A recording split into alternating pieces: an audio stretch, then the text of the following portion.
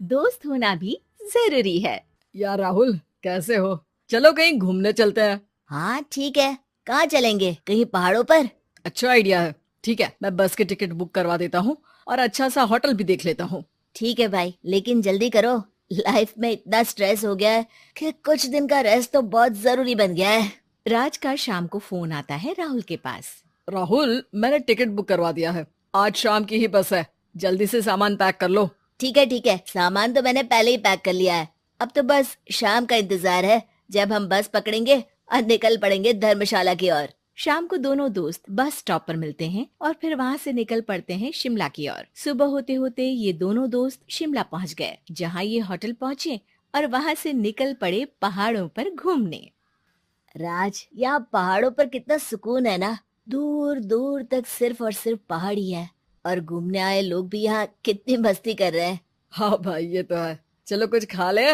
दोनों एक रेस्टोरेंट पे पहुंच गए। वहां इनकी रेस्टोरेंट चलाने वाले लड़के से दोस्ती हो गई, जिसका नाम जितेंद्र था। जितेंद्र, तुम यहाँ कब से हो और रेस्टोरेंट खोलने का प्लान कैसे बनाया? अरे भाइयों, मैं तो यहीं का हूँ। बस बाहर कुछ साल के लिए गया था नौकरी करने, और फिर लौट आया और अपने यहाँ ही रेस्टोरेंट खोल लिया। पिछले 6 साल से यहीं पर हूँ। अरे लेकिन जितेंद्र, एक बात तो बताओ, रेस्टोरेंट ही क्यों? कुछ और काम क्यों नहीं? और भैया, अपना तो ये मानना है कि आदमी दुनिया में कहीं भी हो, लेकिन उसे भूख तो लगेगी ही, और इसके लिए उसे खाना तो चाहिए ही। यानी ये धंधा कभी मंदा नहीं पड़ता, इसलिए ये काम शुरू किया था। लेकिन इस काम में क्या मुनाफा भी होता है या फिर बस ऐसे ही काम चल रहा है शौकियाना तौर पर?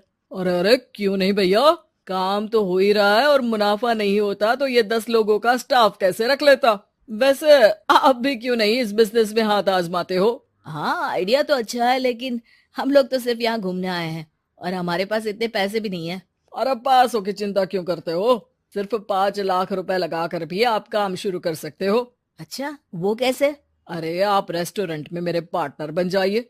जो मुनाफा होगा वो आधा आधा बांट लेंगे।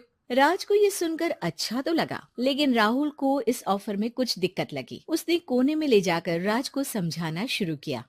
अरे राज, पागल मत बन। हम सिर्फ यहाँ घूमने आए हैं। ये ऑफर के चक्कर में क्यों पड़ रहे हो? कुछ काम शुरू ही करना होगा तो दिल्ली में शुरू करेंगे, यहाँ शिमला में क्यों? अरे बेवकूफ, दिल्ली में 5 लाख रुपए में कौन सा काम शुरू करेंगे? यहाँ शिमला में इतने कम पैसों में काम शुरू कर लेंगे और 1 साल में मुनाफा लेकर वापस भी चले जाएंगे। ओहो, अरे भाई, तुम्हें जो करना है करो, लेकिन मैं इस बिजनेस में तुम्हारा साथ नहीं दे सकता। याद रखो, हम यहाँ सिर्फ घूमने आए हैं, कोई बिजनेस करने नहीं। और इस जितेंद्र पर वैसे भी मुझे ज्यादा भरोसा नहीं हो रहा है। अरे तुम्हारी यही तो दिक्कत है, तुम्हें किसी पर भी भरोसा नहीं होता। लेकिन मुझे तो है। मुझे पता है कि इतने कम पैसों में मुझे जितेंद्र अपना बिजनेस पार्टनर बना रहा है। अरे लेकिन क्या गारंटी है कि पैसे लेने के बाद जितेंद्र तुम्हें बेवकूफ नहीं बनाएगा? अरे मुझे तो है। मैं कुछ नहीं जानता। मुझे सिर्फ ये पता है कि जितेंद्र मेरे बारे में ज्यादा ना जानते हुए भी मुझ पर कितना भरोसा कर रहा है। मुझे तो लग रहा है कि इसके पीछे उसकी मंशा ठीक नहीं है। बाकी तुम्हें जो ठीक लगे वो करो। मैं तो आज शाम की ही बस से वापस जा रहा हूँ। ठीक है, तुम चले जाओ, लेकिन याद रखना कि आज के बाद मुझसे कभी बात करने की कोशिश मत करना। राहुल गुस्से में वहां से चला जाता है।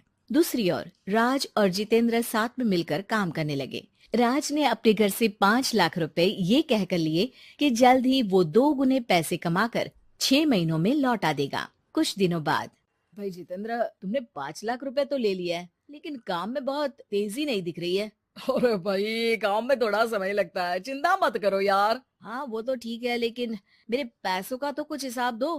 कहाँ लगाया है तुमने? अरे बड़े आए पैसों का हिसाब मांगने वाले। वो तो शुक्र मनाओ कि इतने कम पैसों में मैंने तुम्हें काम पर रख लिया है। क्या कहा? तुमने मुझे काम पर रखा है? अरे मैं तो तुम्हारा बिजनेस पार्टनर हूँ। बड़ा आया पार्टनर बनने वाला। औकात देखिए अपनी। 5 लाख में रेस्टोरेंट खरीद लिया है क्या? ऐसा है तो मेरे पैसे वापस करो। मुझे तुम्हारे साथ काम नहीं करना है। अरे पैसे कैसे? वो सब तो काम में लग गए। अब तुम्हें वापस जाना है तो चले जाओ, कोई पैसा नहीं मिलने वाला है। राज को अपने साथ होने वाले धोखे का एहसास हो चुका था, लेकिन तब तक देर हो चुकी थी। उसे अपने दोस्त राहुल की याद सताने लगी, जिसने पहले ही आगाह कर दिया था कि इस बिजनेस में धोखा है। लेकिन अब तो देर हो चुकी थी। राज को अब कोई रास्ता नहीं सूझ रहा था। जितेंद्र भाई, मेरे पैसे वापस कर दो ताकि मैं लौट जाऊं। मुझे अब तुम्हारे साथ कोई काम नहीं करना भाई। ये सुनते ही जितेंद्र अपने कुछ साथियों के साथ राज पर टूट पड़ा और उसकी जमकर पिटाई कर दी। राज बेहोश हो चुका था। जब उसने आंख खोली तो उसे अपने सामने पूरा परिवार, पुराना दोस्त राहुल भी दिखा। सभी को देखकर राज की आंख में आंसू आ गए। राहुल, मुझे माफ कर दो। अगर समय रहता मैं तुम्हारी बात मान लेता तो आज शायद ये दिन ना देखना पड़ता। अरे शुक्र मनाओ कि जान बच गई। वो तो भला हो एक आदमी का जिसने मुझे फोन कर दिया था, तभी तुम्हारी जान बच सकी। मुझे माफ कर दे दोस्त, तेरी सलाह ना मानकर मैंने बड़ी भूल की है। अरे अरे भाई, मेरे हाथ मत जोड़ो। बस ध्यान रखना कि अच्छा दोस्त आपको हमेशा अच्छी सलाह देता है, इसलिए दोस्तों की सलाह पर ध्यान देना चाहिए।